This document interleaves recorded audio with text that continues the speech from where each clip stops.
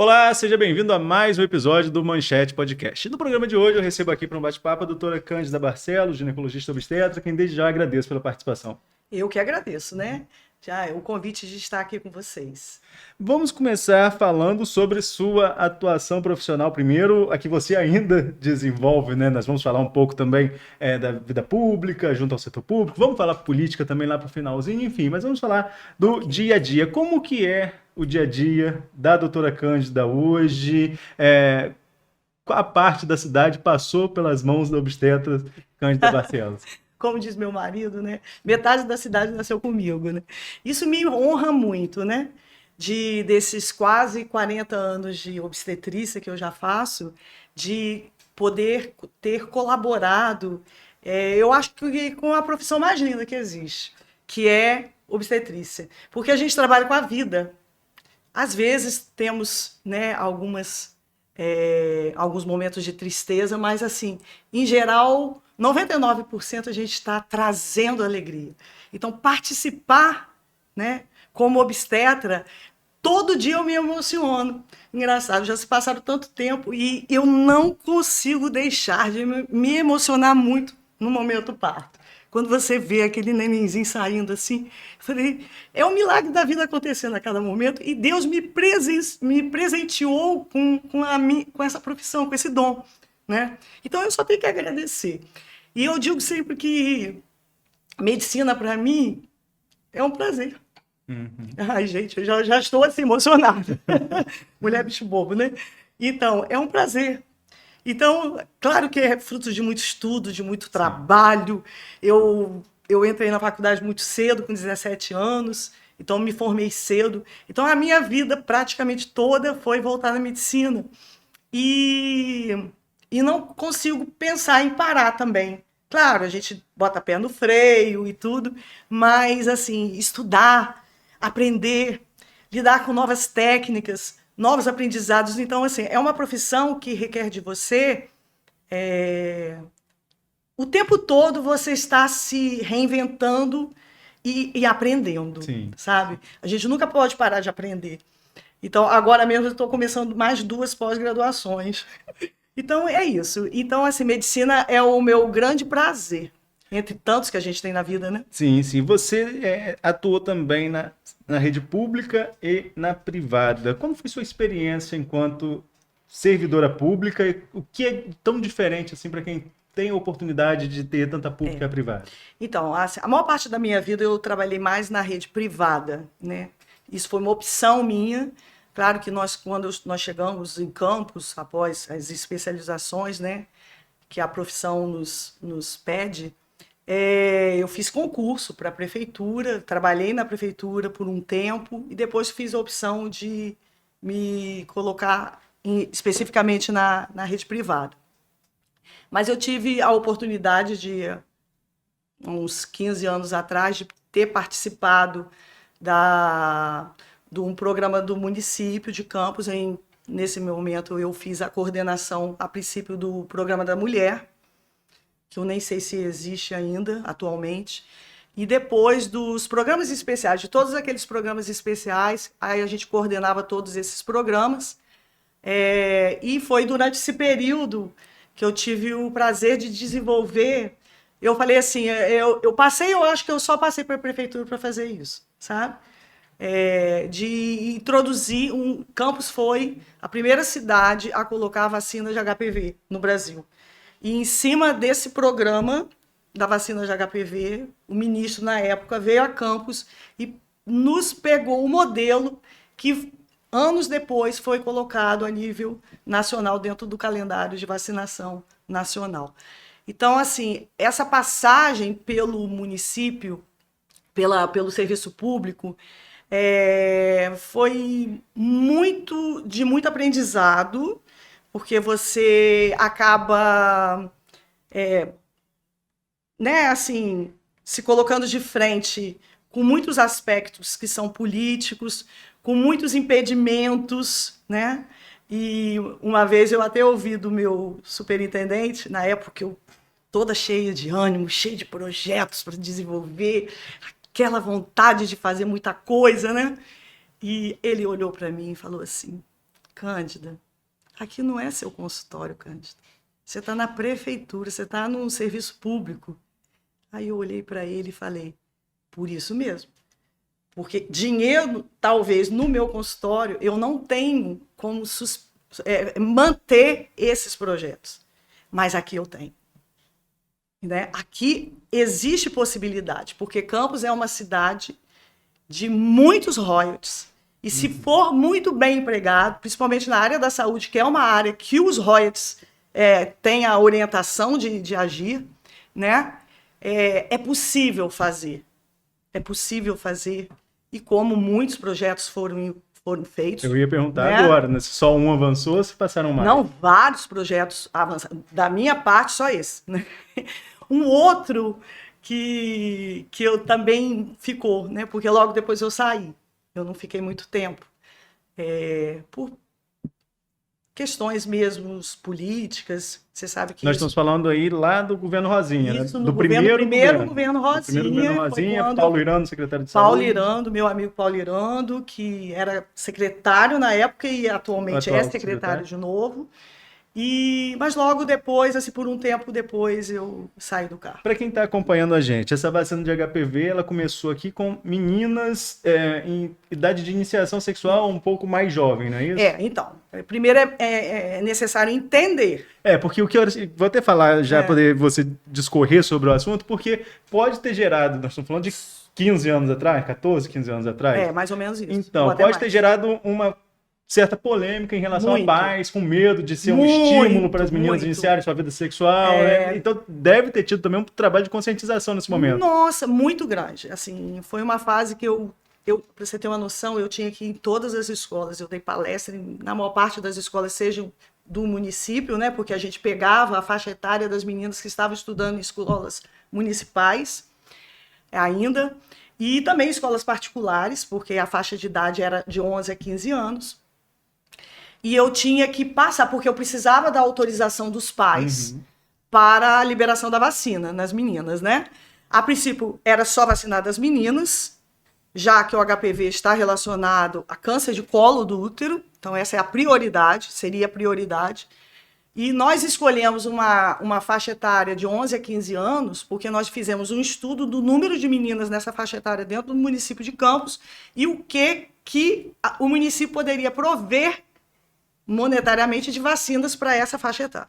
Então foi escolhida essa faixa etária, mas foi muito difícil, porque primeiro que todo mundo dizia que eu estava morando em outra galáxia, né? Você está delirando, querendo implantar uma vacina em meninas, adolescentes, né? Uma vacina que está relacionada a uma doença sexualmente transmissível, que quem vai ter câncer de colo teve contato lá no colo do útero com HPV, que é considerado uma doença sexualmente transmissível, e isso vai gerar uma polêmica enorme. Aí, o que é a conscientização do que está sendo feito? Aí, o que você tinha que explicar para os pais e até para as próprias crianças, né? Porque eles tinham que saber o que estava acontecendo, até porque adolescente, eles já têm um poder de decisão daquilo, né? Eles já começam a tomar atitudes. É diferente de uma criança de 1 ano, né? Primeiro, em relação a o que é a vacina e por que está sendo feita nessa faixa de idade. Por quê? Cientificamente, é quando você tem melhor resposta imunológica. Então, poderia ser com 1 ano, com 5 anos, com 9 anos, como foi, de 9 a 13, ou com 20 anos. Qual é a melhor faixa de resposta imunológica? Essa faixa. Então, por isso que foi escolhida essa faixa de idade. Ela não foi escolhida aleatoriamente. As meninas, tanto que até hoje, quem tomou as doses de vacina ainda tem anticorpos presentes. Então, os estudos mostraram, são estudos de 10, 15 anos, não é estudo como foi a vacina de Covid. Tá? Eu estou falando de vacinas que já tinham, quando elas são colocadas, elas já têm mais de 20 anos de estudo. Né? Então, primeiro é a faixa que foi escolhida porque tem melhor resposta imunológica.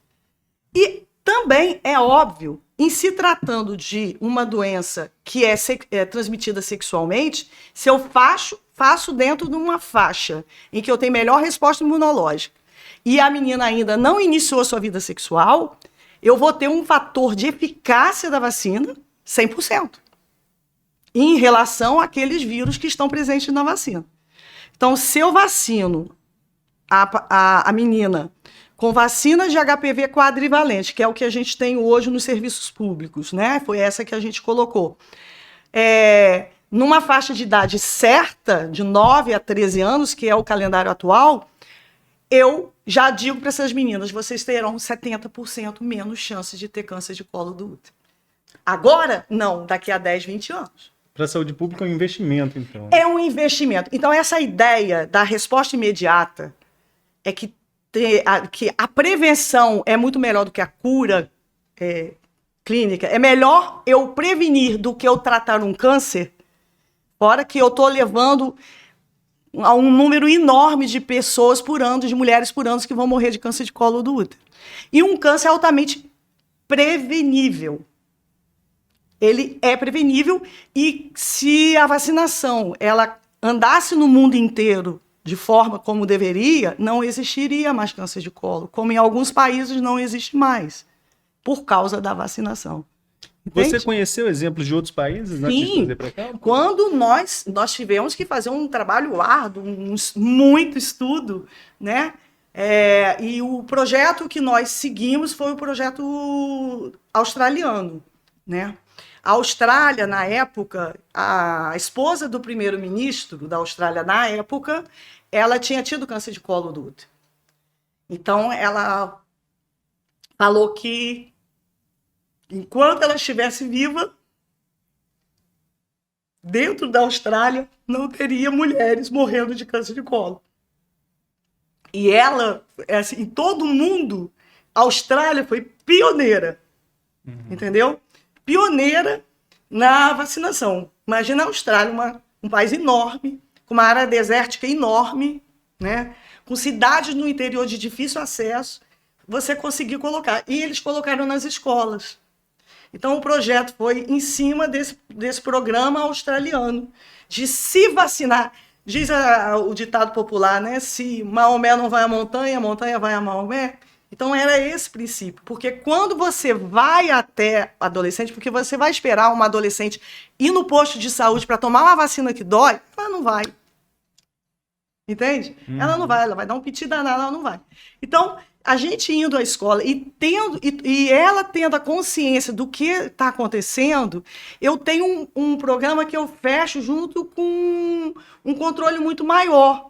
Porque eu tenho o controle das salas de aula, de quantas meninas foram vacinadas naquela escola, e isso eu vou jogando dentro da estatística e eu vou ter uma certeza de vacinação. E também da segunda dose, porque não adianta eu tomar uma. Eu tenho que tomar pelo menos 2, né? E nesse período da segunda dose, já lá na prefeitura, na época, mudaram, não deixaram mais que fosse nas escolas. Eles drenaram tudo para dentro do posto de saúde, do centro de saúde, lá na Secretaria de Saúde. E com isso a gente teve uma baixa muito grande de segunda. Você sabe me quantificar a primeira e segunda dose? Eu sei que a primeira dose atingiu níveis que foram superiores a 90%. Porque isso, na época, o prefeito, né, o garotinho, ele pegou isso como estatística para falar assim, de todas as campanhas, porque foram feitas muitas campanhas de outros tipos de vacinas muito importantes também. Foi assim, foi dado um boom muito grande no processo de prevenção em campo, sabe?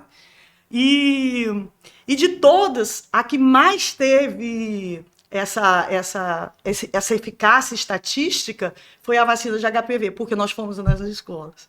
Para isso, eu andei todas as escolas aí do município de Campos, tanto particulares como do município, para formar esse processo de conscientização. Você acha, hoje, você até citou a vacina da Covid mais cedo aqui durante as suas colocações, hoje, com esse certo negacionismo, contestações de vacina, você acha que teria tanto sucesso novamente ou teria que ter ainda mais a presença nas escolas para conscientizar? Eu acho. Eu assim, a minha opinião pessoal, claro que houve uma queda na vacinação de todas as vacinas, até de BCG, tá?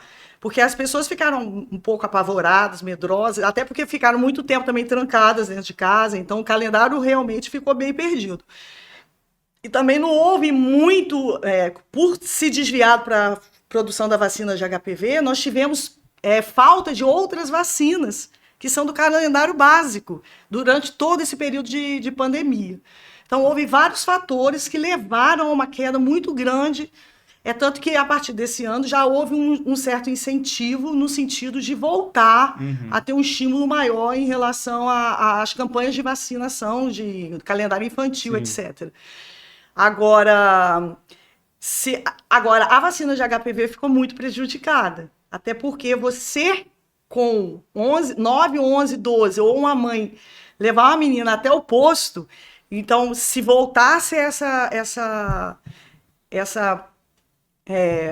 possibilidade de se vacinar nas escolas, voltaríamos a ter uma grande eficácia estatística, né? Uma melhora nos números estatísticos. Doutor, na experiência de consultório, né? Eu tenho um filho pequeno também, tá fazendo 7 meses. E todas as vacinas possíveis, seja rede privada, possíveis e impossíveis, a gente privada dá. ou pública, a gente dá. É verdade. Mas você tem alguma experiência de alguém que fala, olha, não vou vacinar meu filho, ou você já vai conscientizando lá desde o comecinho? Então, eu trabalho muito com a faixa de idade, né? Assim, o pediatra responderia isso melhor. Mas eu tô falando da preparação da mãe, né? Porque o bebê não se vacina, pois né? Mas a mãe tem que estar consciente. Com esse negativismo, houve uma queda muito grande. E com isso aumentaram doenças que já tinham sido extirpadas, como sarampo, entendeu? É absurdo, né? Então, são verdadeiros absurdos.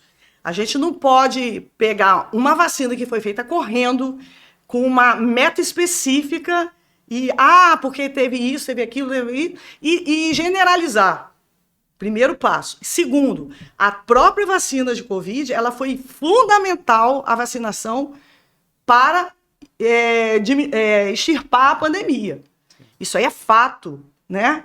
Por quê? Porque a gente estava tratando de uma pandemia, de um vírus que era letal, era mortal. Então, se ela não evita diretamente que você pegue o vírus, mas a importância principal era não morrer. Então, isso com certeza foi depois da vacinação, houve uma mudança nesses parâmetros de morte em relação ao Covid-19. Então, é uma situação. Então, as pessoas generalizam as coisas porque... E tem aquele disse-me-disse, né? Alguém que tomou a vacina, aconteceu teve isso, teve aquilo. Mas ninguém sabe quem é o alguém, né? Sempre alguém, parente de alguém. Não, e outra coisa, assim, pode existir? Pode, claro, né? Mas a própria doença também dá uns sintomas muito semelhantes, né? Em relação a quadros trombóticos, etc.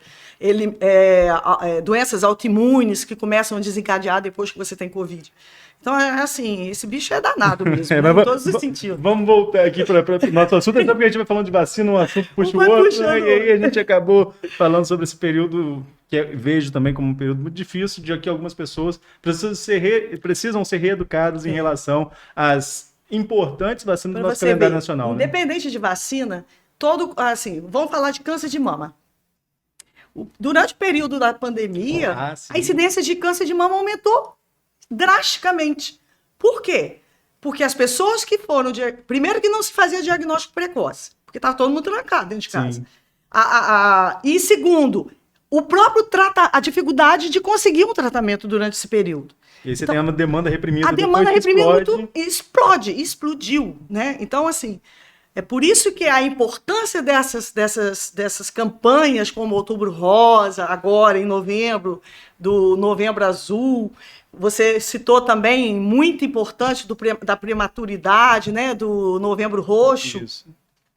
A importância daqueles bebês prematuros e por que aumenta a incidência de um bebê prematuro? Era a minha pergunta, né? Nós estamos nesse período, eu até falei que eu fiz uma matéria recente sobre essa questão do Novembro Roxo e fala, né, que o objetivo dessa campanha, teve o dia de prevenção ao parto prematuro, é realmente orientar e também apontar causas e consequências. Tem realmente muito parto prematuro aqui no nosso país? É um dos países que realmente tem o maior número de casos? É. E quais são as causas e consequências? Tem causas específicas em relação à gestação, né? Mulheres que têm maior facilidade de terem filhos prematuros por causas familiares até, é muito comum, hereditárias, etc. Tipo de útero, formatos de úteros, etc. Causas específicas e causas maternas, que eu acho que é a grande causa da prematuridade. Então, se eu não tenho um pré-natal muito bem feito, entendeu? As consequências de prematuridade. Outra causa muito importante, gravidez na adolescência. Então, a menina que engravida muito cedo, o corpo dela não está preparado. Quando chega lá para o 7º mês, o útero está achando que já são 9, porque não tem uma estrutura. Então, a incidência de partos prematuros são maiores e de complicadores na gravidez também. Então, quais são as principais causas de parto prematuro que podem desencadear um parto prematuro? Infecções, infecção urinária, infecção dentária. Olha, coisas simples, básicas, na mãe, entendeu? E que levam não só a parto prematuro, como a morte fetal. Né? É uma das principais causas de morte fetal. Né? Infecção urinária. Então, se eu não tenho um pré-natal bem estabelecido, e isso é prevenção primária de estruturas de qualquer lugar, então está havendo um déficit nesse atendimento à população. Né? Porque quando eu falo parto prematuro, eu estou falando um índice enorme, de incidência enorme de morte. Né? Então, esses nascidos vivos, mas que vão a óbito antes de 1 ano. Né? Fora os complicadores futuros que vão vir, né? Porque um prematuro, ele pode até sobreviver naquele momento, mas ele vai trazer consequências para a vida dele toda, se ele não for muito bem conduzido e orientado. Porque a incidência de riscos, de infecções, de tudo nele vai ser muito maior. Ele vai ser, a princípio, ele já vai ter um alto risco para várias doenças que vão vir com o decorrer da vida dele. Você citou que está na profissão há 40 anos, então você acompanhou aí um declínio muito grande, graças a Deus, da queda da mortalidade infantil. Sim. Ou estou equivocado, e a que se atribui isso? Cuidados maternos fetais. Alimentação, moradia, cuidados higiênicos. Gente, isso é saúde pública básica. Você está entendendo? Cuidados no atendimento pré-natal, né? E, consequentemente, diminuição de prematuridade, diminuição de crianças que morrem de desnutrição. Desnutrição que vem não só no momento que ele nasce, mas da mãe. Sabe? E hoje nós sabemos que você pode trazer várias consequências da nutrição que sua mãe tinha antes de engravidar de você, naquele período um pouquinho antes. Né? Como nós sabemos que várias coisas podem levar a malformações, a deficiências, à morte durante a gestação. Como exemplo, deficiência de ácido fólico. Né? Hoje a gente tem campanha de se fazer ácido fólico pelo menos 3 meses antes, em todas as gestantes antes de engravidar. Porque a deficiência de ácido fólico leva a anencefalia, a microcefalia, a malformações. Né? Isso é só um exemplo de muitos outros que estão escondidos isso aí e que a gente vai trazendo. Então, tudo é cuidado básico. Sabe? Por isso que eu sou muito preventivo. Eu acho que tudo que a gente pode fazer, a gente vai melhorar a qualidade. Se você não escova os seus dentes, se você não tem uma higiene do seu corpo, qual o risco que você tem de ter uma cárie, uma infecção dentária, uma infecção oral e fazer uma sepsemia? Se você não tem cuidado com a sua pele e faz uma infecção de pele, você pode também ter uma sepsemia. E você entende? Então, começa por quê? Por aqueles cuidados. Claro que isso é inerente a causas específicas patológicas, que também estão voltadas, mas é tudo o saneamento básico, gente. Né? Como que está Campos hoje? Não sei, não saberia te dizer. Mas até uns anos atrás, a quantidade de saneamento básico no interior, porque nós temos uma cidade que ela é rural, na maior parte das vezes, né? Ela é urbana, pequena, mas a grande parte de Campos ela é rural. Como que é o saneamento básico nessa região? hoje em dia é muito melhor do que muitos anos atrás. Mas, e isso, eu volto à tua pergunta, ele vai trazer melhoras nas condições de vida da população em geral e dessas crianças que estão nascidas, e, consequentemente, da letalidade neonatal e infantil, né? Na mortalidade infantil. Vamos falar agora sobre outras perspectivas. Além da atuação como médica, obstetra, ginecologista, tem também junto à Igreja Católica, né? Como que é esse trabalho que você desenvolve? Então, né? Aí eu sou apaixonada. Eu sou apaixonada, eu digo que eu sou cristã, e pertenço à Igreja de Cristo, chamada Igreja Católica Apostólica Romana, porque a sede está em Roma, mas eu, como uma católica, eu sou evangélica, né? Então, assim, e o que, independente de escolhas religiosas, o que mais assim, abre meus olhos é a política social da igreja. Porque ela continua, nos dias atuais, ainda sendo a maior instituição de ajuda social do mundo. Sim. É a Igreja Católica, né? E se você estudar, você vê que todas as grandes obras sociais, Santa Casa de Misericórdia, Beneficência Portuguesa, todos esses hospitais iniciaram com a Igreja Católica. Como as universidades, a parte da educação, né? Então, assim, o que eu gosto o que eu gosto, né? O que me atrai também muito essa parte da política social da igreja, do auxílio sem retorno, sabe? Das pastorais que se formam. E como o povo brasileiro é bom, né? É bom. Independente de religião. Então, assim, quando a gente pede o auxílio às pessoas, Brasil é diferenciado nessa parte, sabe?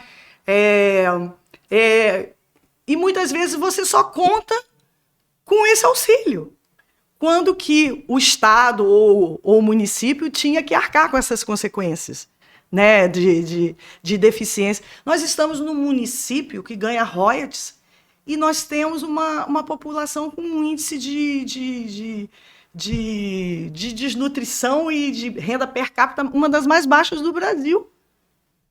O que está havendo? Não é isso? Então, assim, onde nós chegamos? Onde os governos não chegam. E não é muito longe, é aqui, do lado da sua casa, vizinha você, né? Então, assim, como exemplo, a gente participa de grupos de WhatsApp. Então, assim, tem vários grupos. Temos que dar 100 cestas básicas na comunidade, não sei quem, que estão passando fome, lá no interior. Entendeu? Então, agora é ajudar não sei aonde. Então, assim, é uma mobilização de, a maior parte, mulheres, tem homens também, mas a maior parte são mulheres, dos grupos que eu participo, né, no caso. E que a gente mobiliza. Então, você vê gente que não tem, às vezes, ajudando, sabe? Então, é muito lindo. Então, e isso assim, é o ano inteiro, né? É o tempo inteiro, não para. Pra você pensar na época que não houve mais restaurantes populares em Campos, quem que sustentou essas pessoas? Foram as freirinhas ali como é o nome? Do mosteiro. Do mosteiro, né? Então, elas que sustentaram, elas não tinham o que comer, mas davam para as pessoas de rua. Então, eram aquelas filas quilometrais lá. Sim. Aí que as pessoas começaram também a se conscientizar e as ajudavam a liberar a comida para as pessoas. Então, isso é muito importante. E eu acho que é isso, sabe? São Tiago falava que a fé sem obra é fé morta, né? Claro que primeiro você tem que ter Cristo e a fé de Cristo em você. Você tem que construir Cristo em você para que ele haja nas obras. Porque obra por obra vira assistencialismo social, né? É diferente quando você está num cargo, eu sou assistente social e eu trabalho fazendo isso, dando cesta básica. Outra coisa é quando você faz um trabalho social da igreja, entendeu? Que não é a sua profissão específica, mas você vai doar de coração, sem retorno. Você está entendendo? Porque você quer ajudar o irmão. É o significado da cruz, né? Quer dizer, você não tem como ter uma relação com Deus se você não tiver uma relação com seus irmãos, né? É o significado da própria cruz de Cristo. Vamos falar um pouquinho novamente sobre saúde, mas agora eu queria um panorama geral. Se você, como médica, pode fazer para a gente uma análise da condução de saúde na atual gestão. Como você mesmo citou aqui, o secretário é o mesmo lá do início do governo Rosinha, Dr. Paulo Irano, uma pessoa que já esteve aqui com a gente, que eu gosto bastante também. Mas qual a sua avaliação do cenário de saúde de Campos? Eu não teria condições de te falar, porque eu estou muito tempo fora da saúde pública de Campos. Então, assim, eu não saberia dizer quais são as áreas específicas, se existem deficiências. Claro que sempre vão existir, Sim. né, gente? É impossível você abraçar tudo e resolver tudo. Mas, assim, pelo menos a gente também saímos da pandemia, né? Eu acho que o governo começou ainda com a pandemia, sim, mas já na fase final. Então, é a fase de reestruturação de todos os serviços, né? Não é diferente da saúde pública. O que eu posso te dizer, eu não posso te dizer o que está errado, mas eu posso te dizer o que pode ser feito. E o que seria? O que seria? De projetos? Há muitos. Se eu pudesse... Exemplo, dentro da minha área, que eu sou ginecologista, eu colocaria... Você fala assim, você vai de novo, vai alucinar, né? Como exemplo, tem um programa em Londres que... Qual é o grande problema de gestação na adolescência? Gente, as meninas estão 11, 12 anos, menstruam e engravidam. Isso é um problema seríssimo de saúde pública, porque traz prematuridade, traz morte fetal, morte materna, etc. Então, sabe? E por quê? Porque passa-se 6 meses, elas estão grávidas de novo. Então, é uma coisa, é um alerta que, assim, resolve você dar pílula para essas meninas? Não, elas não vão tomar. Né? Colocar DIU, os riscos são maiores que os benefícios, certo? Ensiná-la a fazer métodos naturais, não vai fazer. Usar preservativo, não usa. Né? Então, o que o município de Londres, né? Posso falar município, né? Lá eles usam outro termo. Eles têm um programa de colocar implante contraceptivo nas meninas adolescentes. Então, acabou de ter neném com a autorização, claro, dela e dos pais. Isso poderia... a gente já bota um implantezinho. São 3 anos que essa menina não vai engravidar. Até porque o implante é o método mais eficaz que existe. Até mais do que a própria cirurgia de trompa, a ligadura da trompa. Tá? Então, nessas meninas que são meninas de risco para outras gestações e fatores de riscos, por que não se preparar um programa em que eu já colocaria... Mas e custo? Pois é. Aí o que é custo? É aquela história da vacina. Também, né? Sim. Claro, existe um custo maior porque o implante é muito mais caro. Se você pensar no preço de um implante e o preço de uma pílula, que vai pegar lá no postinho, o do implante é 1000 vezes maior. Mas qual é a possibilidade dessa menina vir engravidar com uma pílula que ela não vai tomar e de um implante que ela colocou no braço que ela não vai engravidar? Sem riscos maiores para a vida dela e para a saúde dela. Né? Então, assim, tudo é uma conversa e, claro, a gente não vai jogar isso para todas as pessoas. É um grupo selecionado que seria feito. Então, essa seria um dos meus projetos, né, dentro da... E o Hospital da Mulher, que é o meu sonho. Hospital da Mulher e da Criança. Mas padrão, sabe? Porque eu ia falar que da criança inauguraram aí. Inauguraram... Uma clínica, na verdade. Uma clínica. Estou falando um hospital padrão, sabe? Onde esse serviço terceirizado seria feito de forma correta, com todos os padrões que deveriam acontecer, sabe? Em todos os lugares do mundo que você vai. Por que nós não podemos ter essa qualificação no atendimento público? Então, essa é a minha grande pergunta em relação à qualificação. Agora, para a gente fechar nosso bate-papo, Cândida, em 2020, seu nome chegou a figurar ali entre possíveis candidatos a prefeito. Até ali teve o seu nome, teve o do juiz também, Pedro Henrique, né? E o Bruno Calil depois, que também surgiu e foi realmente o candidato lá pelo Solidariedade. Você, à época, estava no DEM até, né? Seu pai estava afiliado ao DEM. tem vontade de voltar a figurar nesse cenário político ou foi aquela experiência ali para não voltar mais?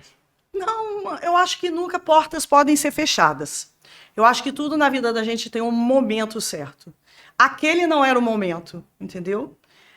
Porque quando você fala de política, a primeira coisa que você pensa, é só gente, são canalhas, né? Então, assim, a imagem do político ela é muito suja diante de todos, até por causa do cenário político que a gente observa aí.